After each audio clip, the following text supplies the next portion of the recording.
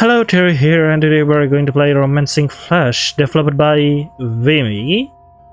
In case you're wondering who Vimy is a game developer whose game I recently played called Dance, which you can check on my 3 short visual novel video I will link in the card above. So yeah, Romancing Flash is kind of a disgusting? I don't know the word. Horror game? No, it's not a horror game. Yeah, it is a horror game, the tech though, I think. Why I say disgusting? Because, you know, flesh and stuff, so if you're not that good with those things, then yeah, just warning you. And also I'm not sure if the word is disgusting. I'm not an English speaker, so sorry if it's wrong. Either way, yeah, this is Romancing Flash, a visual novel. Enough talk, let's play the game, shall we? Oh yeah, I forgot to mention that this is a photorealistic game. You know, with all those realistic looking things, but photo edited so it looks disturbing. The warden wants to see you. And in case you're wondering why the skip button is highlighted, that's because I've been trying to do a little test. It's kinda lagging when I decide to record this game. So I decided to do a little tweaking to make it not lagging. Follow me. Alright. Delisle Correctional Institute, 1946. He's all yours, sir. Hello there, buddy. And I love the small detail where you can see our face in the lamp here. You're relieved, Jeremiah. Best get home to the missus. Thank you, sir. Alright.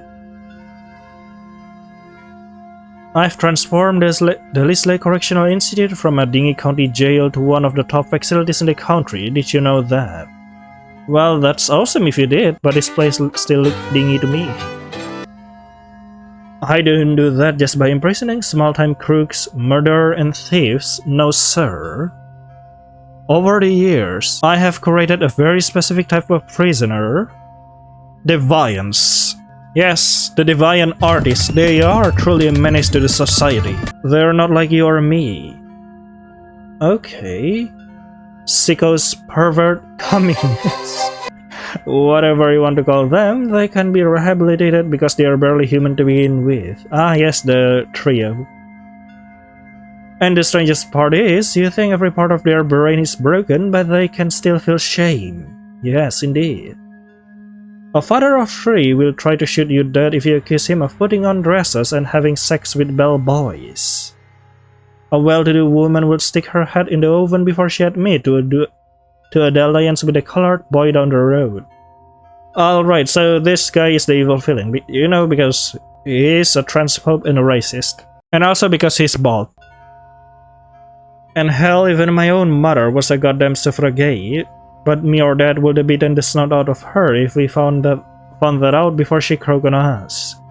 Suffragette is a woman movement in, I think, around this era in the 1940 or before. I don't really know. I'm not a person from the western side of the world.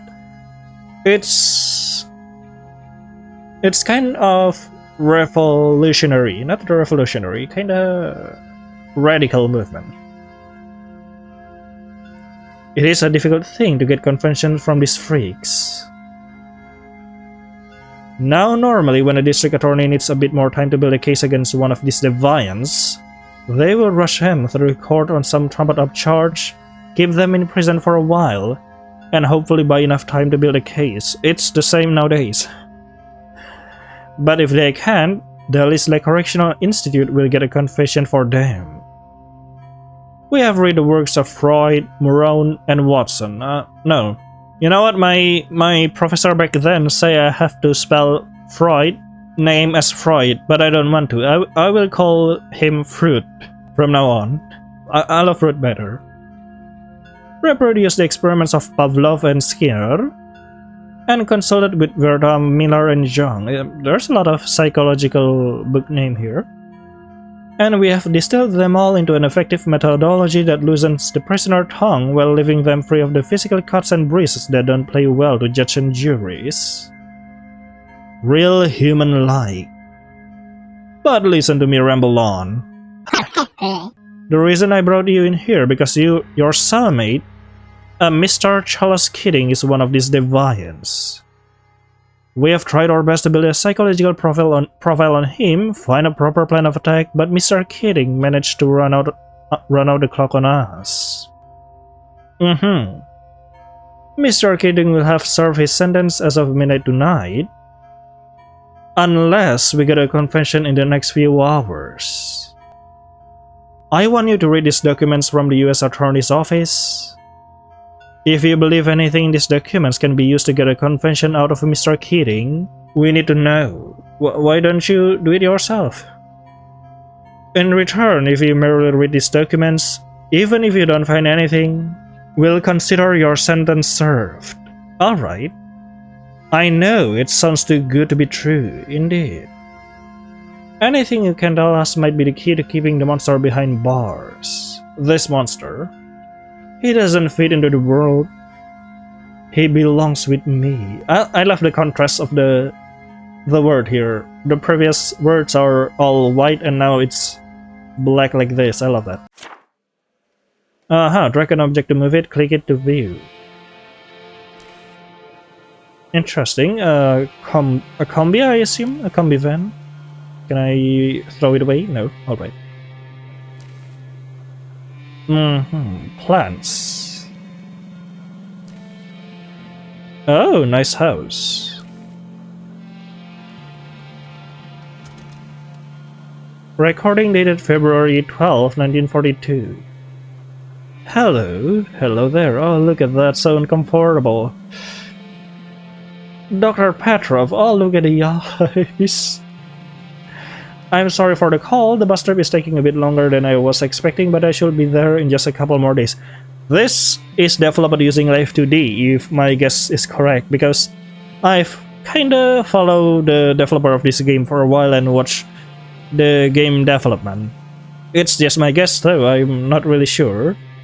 But that is awesome, since, you know, there's not a lot of visual novel using Live 2D as a way to make the sprite. That is fine, I'm still setting up the lab and most of my supply shipments will be arriving later as well. Look at the hand. You should be in town just in time to help me get everything up and running. Phew, good. Is there anything I should brush up on before I get to the lab? Look at that. I managed to grab a decent selection of medical journals while I was in Boston. Plant cellular structure. Okay. What? The nature of the work we'll be doing is a bit cross-disciplinary. Alright. I trust your medical knowledge is up to date, but I need to make sure you have brushed up on some of the basics of botany. I suppose I could visit a bookstore while we're at a stop. A newsstand should have some periodicals. No need for the latest journal, Mr. Keating. You don't need to know the latest scientific learnings, but you should be able to write and illustrate a grade school textbooks on basic plant biology with your eyes closed before you get here. I'll make sure to study hard on the trip over. Good lad, indeed. And if you could bring a tin of real coffee, I appreciate it. We are down to the stuff with chicory down here. Look at that. Italians.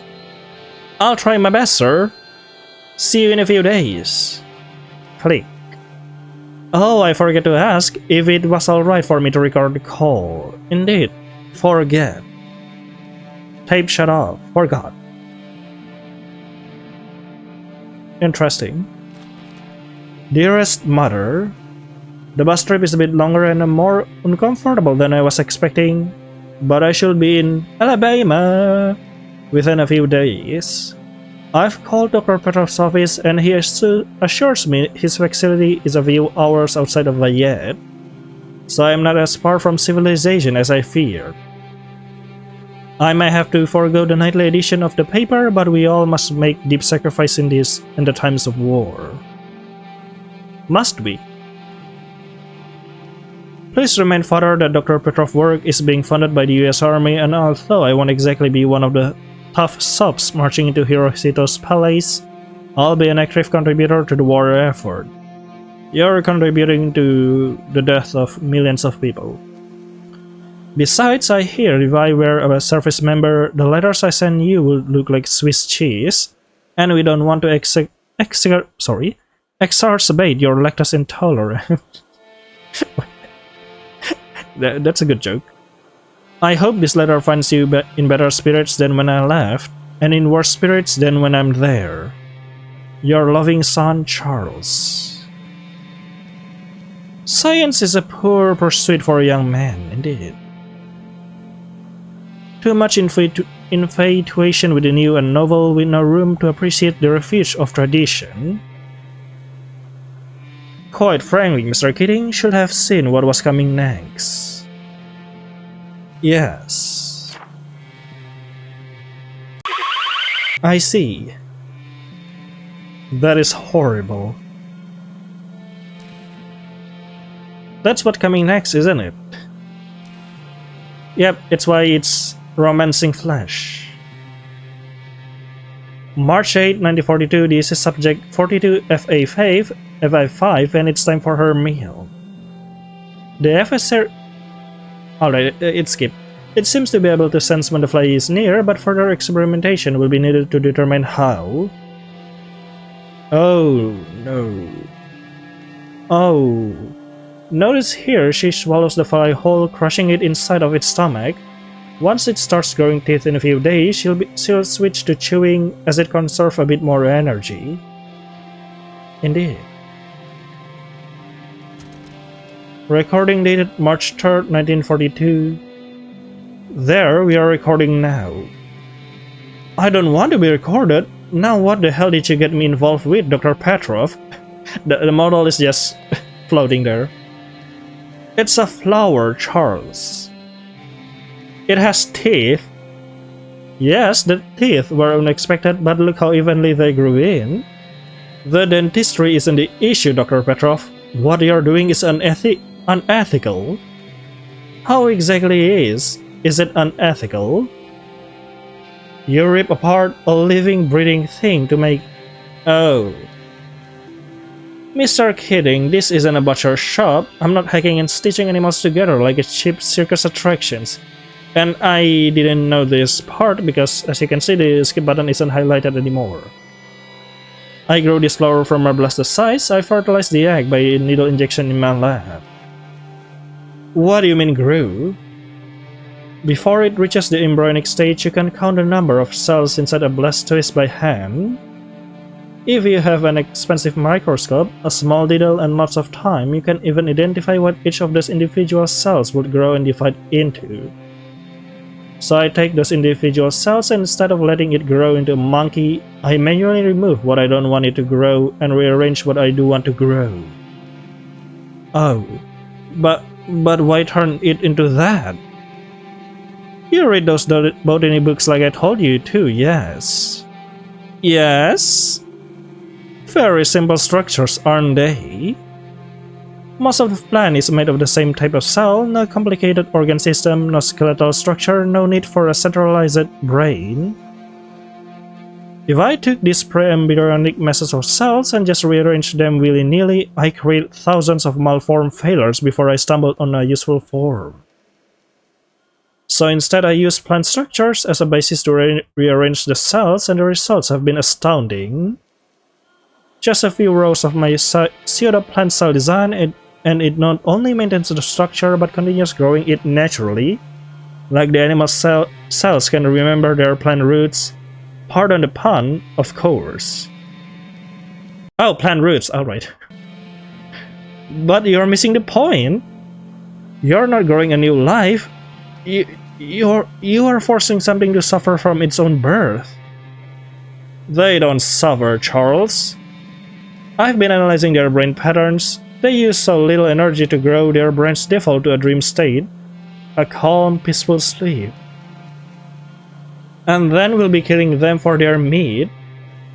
Yes, but someday I'll design them to grow as large as trees, shedding meat like apples off their branches, living for hundreds of years. A forest of these trees will negate the need to raise animals for slaughter, ending a 10,000-year genocide of innocent creatures. I'm not sure it's that simple. I mean the what do you call it? The agriculture industry right now too is kinda bad already. I already bought a plot of land a bit further north for when I'm ready to grow them. I thought it would take decades for me to make something like this, but then I found you. I've read your paper on atypical embryonal development and it felt like a practical extension of my own work on the teratology of plants and animals. That paper was on birth defects, Petrov. I can do that to animals on purpose. What is evolution if not a series of beneficial birth defects? What will take 1,000 generations and dead ends to spontaneously develop, we could grow overnight. While other scientists are trying to fix the problems nature gave us, we'll design a sustainable future for the planet. Well, it should be a future without biting flowers, at least. A good point. But maybe you could isolate the stomach and rearrange the structure like a Venus flytrap. A Venus flytrap? See, I'm glad I recorded that, because I am out of pen ink. Tape shut off. Indeed. Ah. Pencil. I assume. Dear Aunt Sonja, happy birthday. I'm sorry I couldn't be there in person this year, but I hope my package arrived in time for the party. Work has been busier than expected. I'm sorry if my last few letters gave the impression that I can be frank about the work I'm doing, but now that the lab is fully operational and the experiments have started in earnest, I realize some self-censorship on my own part will be required. In the vaguest term possible, my work involves supplementing the army diet with quick and cheap meat. No, ew. But Dr. Petrov has some lofty goals for where the research could lead. I'm sorry to say your sister's son attended college to become a glorified sausage maker. But it's not the worst place war could have taken me. Oh, but it is one of the worst places war have taken you. That being said, Dr. Petrov is very passionate about the work we are doing.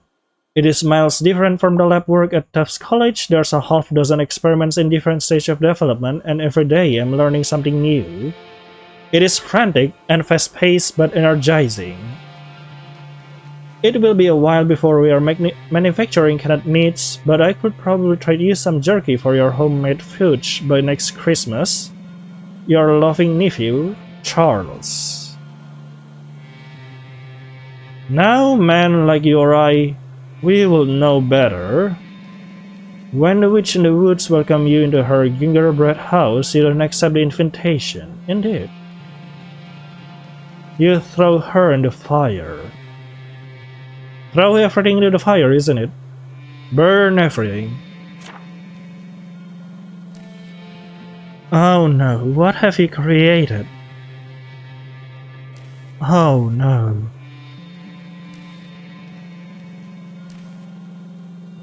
Oh no, no, no.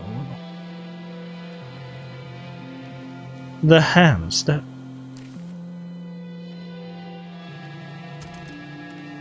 Recording dated August 24, 1942. Okay, it's on. Say that again, Charles. Chimera. Haha, yes, but the whole thing, you drunk. The entire thing you say, the whole thing again. Yeah, it is Chimera you're creating. Okay, the plant animals we have been growing tend to be fairly small for a lot of reasons. We have only grown them from a single rearranged blastocyst. We have only allowed them a few weeks to reach maturity. The plants can grow faster than the animals part it came from wool. Yes, but get to the important part. Okay, so our experiment with grafting have been failures. But instead of trying to graft during adulthood, we can simply make our pre-embryonic blueprints bigger by using more blastocyst. So you're making bigger plants. And this wouldn't result in rejection because we have well-documented cases of sibling ingesting other, smaller embryos in the womb, resulting in the embryo containing cells from both siblings, chimeras. What are you trying to do? Ingesting other? Are you trying to make them cannibalistic? We will merely start the stage in the process even earlier and assemble larger plans, indeed. This feels like that Simpson horror episode where Krusty Burger make people eat burger that is made from beef that has eaten other beef. Now that implies we can only use genetic siblings to build this plan. I assume we can use other animals too genetically unsimilar. We could certainly experiment and find out. I certainly like to see a rabbit pigeon dandelion or something, but is that all you would see later on? You blow on it and a bunch of seeds will fly out on rabbit ear wings. You see, inspiration can strike at any time, Charles. We could have forgotten all about this in the morning. Yes, fine, I can see the merits of your little recording device there. Oh, another idea? What if you made plant animals that interconnected with each other like pieces of a puzzle piece? No. You could have one plant specially designed to collect and refine nutrients which can fit a second plant that can just focus on growing bigger. That's a strange place to need a mouth, Charles. Alright. But, yeah. You're trying to create a parasite. Whatever you like to put your mouth is fine to me, Dr. Petrov. Alright. What was that? Oh yes, it was just a little joke. Let's call it a night. Indeed. You aren't recording this by any chance, are... they are recording this. And what with that mouth? It looks so horrible, like I'm gazing into the darkness of the abyss. Tape shut off. Oh no. What is this, actually? Dear cousin Delilah, how do you read it? Delilah? I've been paying extra to get the hometown paper shipped down here in Alabama. And I read that you won a blue ribbon for your peanut butter fudge at the country fair last month. You must be absolutely over the moon. Oh, that's awesome. I can relate to a lesser extent, as I have told you in my last correspondence. I am finally getting the hang of the work which must be secret, and I have managed to make a breakthrough of my own. Essentially for the past year, I've been trying to perfect Dr. Petrov's recipes. He'll make some new sort of confectionery, and when he feels like I'm ready, I'll go through the hard work of perfecting it.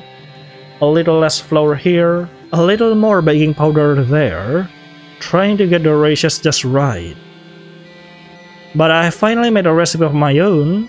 I hope someday I can share it with you and the rest of the family, and make you as proud as you all make me, especially the ribbon winners among you. With love, Charles. P.S. Take heed, your mother won't stay the second bakery in the family for long, and she'll make everyone in the family fat with fudge until she reclaims her crown. No.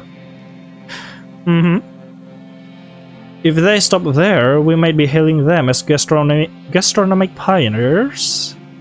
Heck, I might have eaten a rib-eye salad for dinner tonight. Indeed. But I think they wanted more than food. Yes. That is... oh no. That is the plant food, isn't it? Yep, I'm correct. It is a parasite. What are they doing? Recording dated November 20, 1942. Audio log 10:30:42. We may have hit a snag with a rabbit experiment. Indeed. Off screen, Are you recording a log on the rabbit experiment? It's just a lover's pet, Sergey. They'll be back together in no time. The rabbits knew like beat it, Charles. I see, so it's not just a parasite, but a predatory relation. I warn you, this might happen if we didn't engineer both of the animals together that way. Ulna was a little confused, that's all. Let Jack settle down for a couple days and I'm sure he'll take Ulna back. Who is Jack and Ulna?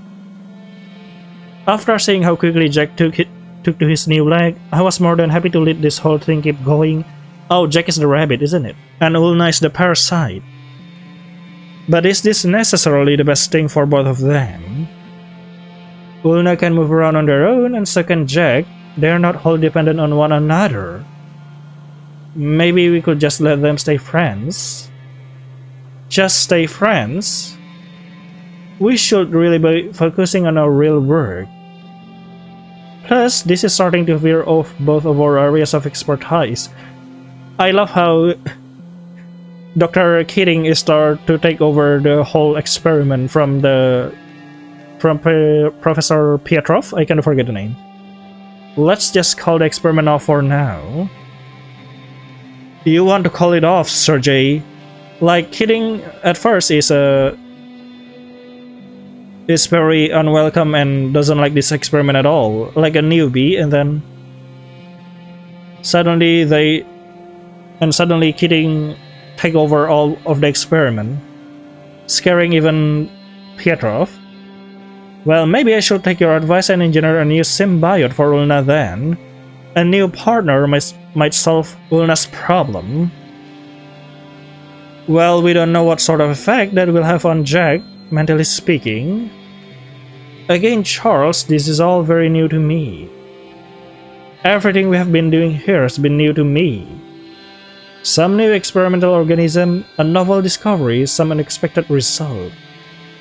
And it is exciting, don't get me wrong, but it is nice to have someone reliable in all that chaos, who is also a little exciting himself. Oh!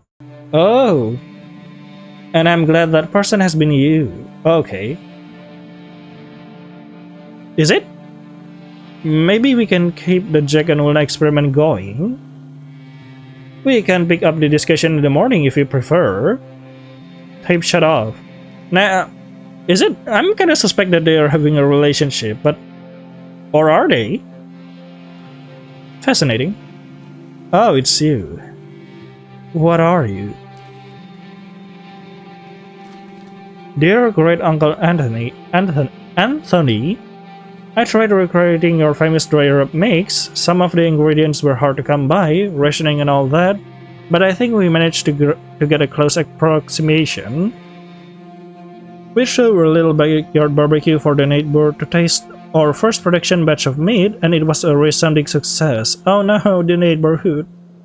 This whole experience has given me a newfound appreciation for the time I spent on your farm when I was younger. Dr. Petrov nearly fainted during the butchering process. Petrov, not Pietrov. Leaving me to do it all on my own. He reminded me of the time you'll put Clarabelle chicken on my dinner plate. Please write back when you have the chance. I'm dying to hear how the rest of the family is doing. Your city slicker grandnephew, Charles. Everything you have read so far is what I had to scrape and scrounge to get from government files. So you have already read all the juicy stuff. The rest is the boys in blue mopping up. Indeed. Boys in the blue, you mean police? Oh, they're burning the plants. Oh no, what is that? Incident report narrative. On the above data, P.O. Daniels responded to a call about an escaped animal. Upon finding the loose cow, P.O. Daniels saw its mouth was covered in blood.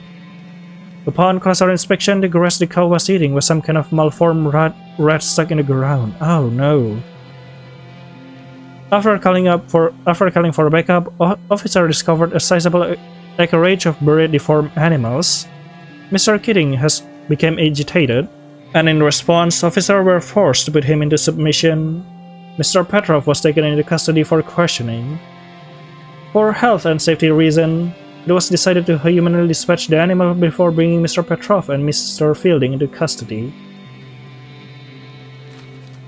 Memo from the Office of Redacted. As my JAG officer has previously come on my behalf, Dr. Sergei Petrov was awarded a government contract from General Redacted, who died at Redacted during Redacted. Alright. Resulting in a transition period in which most of Petrov's work of an already secretive nature was done with little to no oversight until my office was made aware of it. Unfortunately, my upcoming absolvement may result in many more officers lower among the chain of command being found at fault. Officers you do not want to bring to court during these desperate times. Considering the improbability of systemic failure within the US Armored Force, I suggest we propose the possibility that foreign agents were involved. Now, I think there's a systemic failure in the Armored Force. Under the specific circumstance, Petrov was working as a contractor. A treason charge will take him outside of US military jurisdiction and tried as a civilian. You're welcome, redacted. Interesting. To redacted. Mr. Keating and I are currently in Wyatt County Jail. I believe the police have set fire to most of our work. I try to save as much of our work as possible, but please send copies of all the records I've sent so far to your office. And if you have any internal copies of your correspondence, please send those as well. We've made a remarkable progress in the last few months, and I believe if we act quickly, we can still reach our first production deadline. Thank you, Dr. Sergei Petrov. We live in a delicate world, in a fragile time. This is not an era for radical new ideas. We just fought a long and hard war to re-establish the grand order of the world, for heaven's sake. What grand order? I think the grand order is stupid already. And on American soil, a couple of dandy bookworms were playing God and feeding diseased meat to our children. I couldn't stand it. Well, me too, it's kinda bad in this part. But I'm not agreeing with you too. So I took a leave from Mr. Petrov's playbook. I psychologically tore Mr. Keating apart and reformed and re-educated him as I saw fit. Into you. So we are Mr. Keating. Oh, that looks horrible. In the disassociated state you're in, Mr. Keating, it gives you a sense of clarity, doesn't it? Yes. You can see what I see. Why didn't your family ever write you back? Why did your lover try to rescue his work instead of you? Oh! So they are indeed lovers. The eyes are moving. Mr. Keating and Dr. Petrov. If you leave this prison tonight, where can you go? You know the answers. You know why you're here. You know why you need to sign this confession. Why you need to stay behind bars. You left home and traveled across the country, hoping you change into the sort of person your family would miss. But instead of doing something to make them proud, you decided to pursue what makes you happy, and you became a sick caricature of everything your parents hated about you in the first place. I love it, I love the style of this game. A mama's boy sticking his meat in the dirt, hoping it grow. Sign the confession. If you leave this prison now, you undo all the work I've done for you. You'll fall back into bad habits and become the same person you were 3 years ago. And none of us want that, would you? No, I don't want to change back, Warden. I've made so much progress. What was that? What the? It was hard fabricating the equipment necessary to continue Dr. Petrov's work, but you wouldn't believe how fruitful my experiments have become.